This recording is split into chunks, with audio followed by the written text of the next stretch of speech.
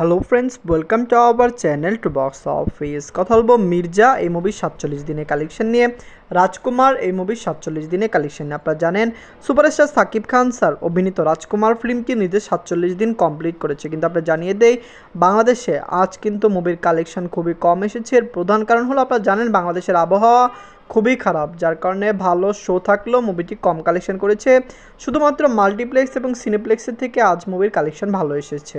কথা বলবে দুইটি মুভির কালেকশন নিয়ে। ভিডিও ভালো লাগে তো লাইক করবেন, এবং এখনও যদি টুডে বক্স অফিস চ্যানেলটি সাবস্ক্রাইব না করে থাকেন সবার আগে সকল মুভির latest subject plus box office collection জানার জন্য আমাদের চ্যানেলটি সাবস্ক্রাইব করে নিন।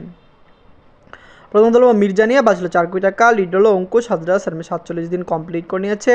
অঙ্কুশ হাজরা স্যার অভিনীত মির্জা ফিল্মটি বক্স অফিসে একটি ব্লকবাস্টার কালেকশন করেছে। ফ্যামিলি অডিয়েন্সের সাপোর্ট ভালোবাসায় মির্জা কিন্তু ক্লিন হিট এবং মুভিটি আরও বেশি আয় করছে। আপনি জানিয়ে দিই মির্জার পরে মির্জা 2 আসবে। আশা করছি মির্জা 2 বক্স অফিসে 10 কোটি রুপি প্লাস বিজনেস করবে। মির্জা নিজেদের 47 দিনে ওয়েস্ট বেঙ্গল থেকে আয় করেছে 3 লক্ষ টাকা।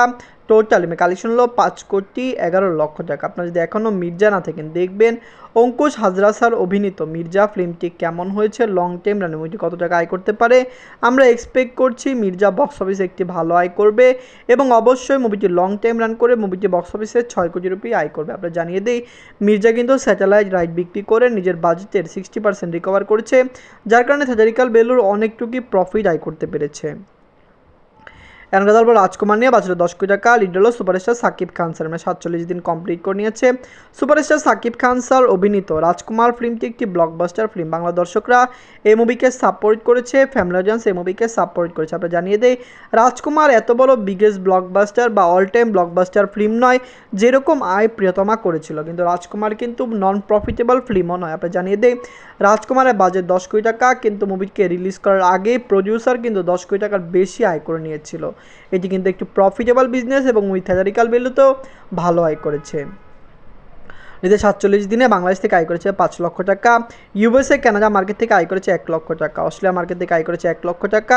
ইউনাইটেড আরব থেকে আয় করেছে 2 লক্ষ টাকা। ইউকে থেকে আয় করেছে 1 লক্ষ টাকা। ওয়ার্ল্ড মার্কেট থেকে আয় করেছে 10 লক্ষ টাকা। টোটাল কালেকশন হলো 33,32,00,000 টাকা। আপনারা যদি এখনও রাজকুমার না থাকেন দেখবেন সুপারস্টার সাকিব খান স্যার অভিনীত রাজকুমার ফিল্মটি কেমন হয়েছে, লং টাইম রান মুভিটি কত টাকা আয় করতে পারে।